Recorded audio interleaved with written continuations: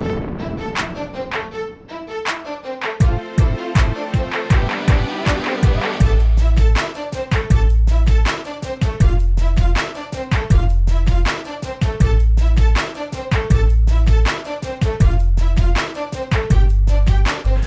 I'm Brian Cannone. Thank you again for visiting fitnessatlantic.com. We've been talking about choosing shows, picking shows, which shows are best for you.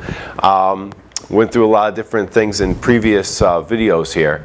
And in this one, I'd like to talk about show quality. Show quality, show production. And of course, you know, everybody thinks, well, the bigger shows are going to be produced a lot better. And most of the time that ends up being true. So, you know, but even the little shows, they could be produced very well, and it really is there's different promoters. Like, the shows aren't always run the same, because you'll pick different federations and you'll see you go from one show to the next, and a lot of times it's a completely different promoter and they run it completely differently. To me, in my personal opinion, I like a show that's also entertaining to spectators. And a lot of times, show promoters only cater to the athlete.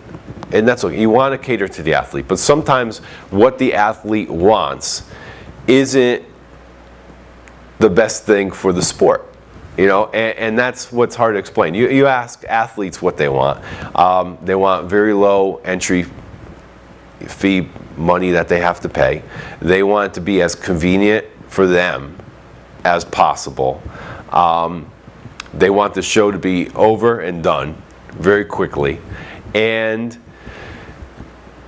they just want everything. You know, and of course everybody wants everything. Everybody wants everything handed to them on a silver platter, and they want it to be wonderful, and they want to win the show, and they want to move on, and they just want to be, you know, completely happy with it. And the way it works out is these are competitions. They're shows and they're contests. So you always have one winner of each division, and that's the happiest person. And everybody else sometimes walks away miserable, and they shouldn't. And that's the one thing that bothers me about these sports and these events, is you go in to have a good time, and there are a lot of people that do. So I don't want to say not everybody has a good time or everybody walks away unhappy, because that wouldn't be true. But you want to look at it that way and say, well, that's the way some people look at it. So you want to choose shows that are entertaining, because if you want your friends and family to come watch you, you don't want them to come watch some mess going on upstage. You know, you don't want them to see something that is just not entertaining. You know, there has to be an entertainment value to what this is to get more people interested to actually buy a ticket. And most shows end up being friends and family that come. And there are some shows, I've been to huge national shows that you go to, and there's a lot of competitors, but you look around and there's under 200 people sitting in the audience. And that's because everybody's flying in to do this show.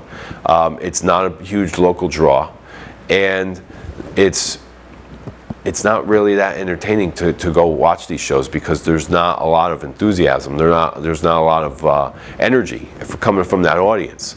So, you know, in looking for a show to do and looking in your area, some people start to fly out and do different shows, like national events. They go and they get in an airplane and they pack their bags and they go compete, and they hang out with the other competitors and they look at it in that way.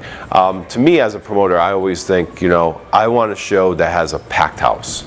I want it sold out. I want people yelling and screaming. I want a crowd favorite award. I want people screaming for their favorite person. I want that energy coming from the audience. You know, you're producing a show. You're not just running a contest. It's two things you're trying to do. You're trying to make your athletes happy, and you're trying to make your spectators happy so that they want to come back, regardless if they know anybody in the show or not. And there's not many people that, as promoters, that look at it in that way. You know, to me, it's not always about having 500 competitors up on stage. It's about having the audience sold out. It's about ticket sales. It's about interest. It's about creating fans. And that's some of the things that in this sport that I look at and I try to improve on.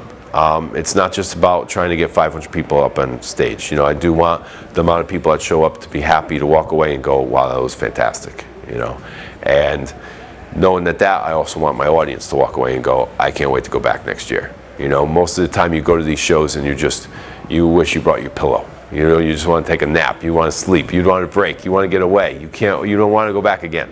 And you want to take a look at it as a person that's watching it, to look at it in both views. You want to look at it and say, are the competitors happy? Are they having a good time? Are they getting a lot of exposure? Are they doing things that they like to do? Are they having fun?